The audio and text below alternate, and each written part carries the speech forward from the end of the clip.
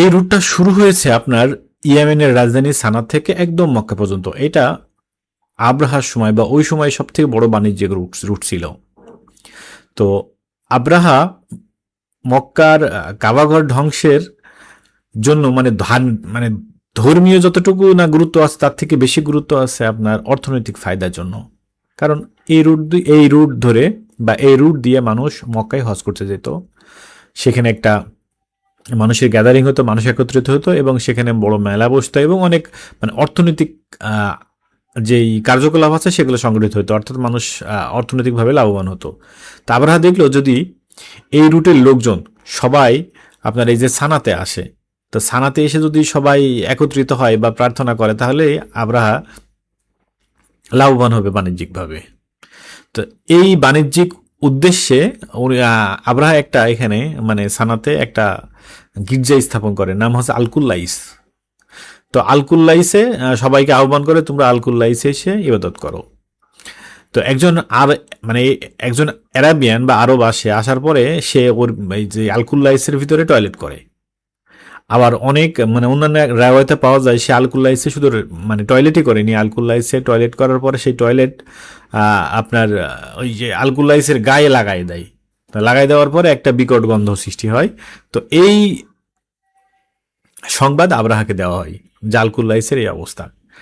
তো এই সংবাদ শুনে আব্রাহা তার হস্তি বাহিনী প্রস্তুত করার কথা বলে, যে হস্তি বাহিনী প্রস্তুত করতে বলো, আমরা মক্কায় আক্রমণ করব। তো হাতির সংখ্যা কত ছিল, কেউ বলে 8টা, কেউ বলে 10টা, কেউ বলে 12টা, কেউ বলে 15টা।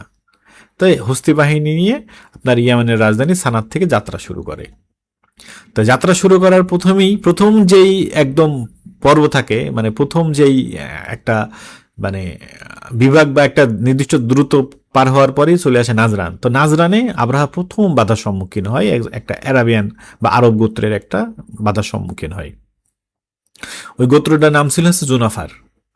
তো জুনাফার গোত্র যখন শোনে যে তারা মক্কায় কাবা আক্রমণ করতে যাচ্ছে, তখন তারা প্রতিরোধ গড়ে তোলে রাস্তার ভিতরে। তো প্রতিরোধ গড়ে তোলার পরে এখানে একটা মোটামুটি ছোটখাটো একটা যুদ্ধ হয়। যুদ্ধ হওয়ার পরে আব্রাহার বাহিনীর সাথে এই জুনাফার গোত্ররা পারে না। তো তারা হচ্ছে আপনার বশতা স্বীকার করে এবং ওদের নেতা যে ছিল যে জুনাফার, তো জুনাফারকে ওরা বন্দী হিসাবেই করে।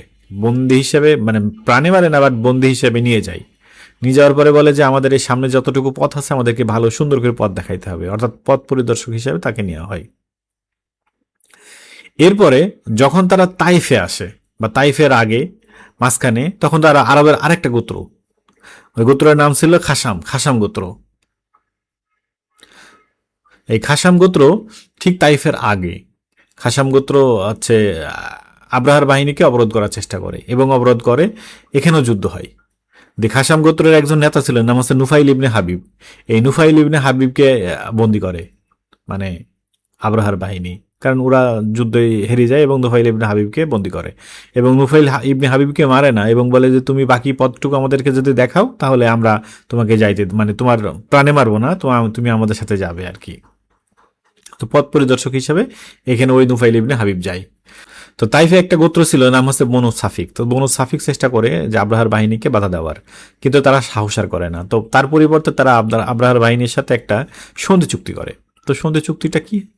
সেটা হচ্ছে যে আমাদের এই যে কাবাঘর 360টি মূর্তি ছিল বা অনেক মূর্তি ছিল যেগুলো বিভিন্ন রেওয়ায়তে কথিত আছে।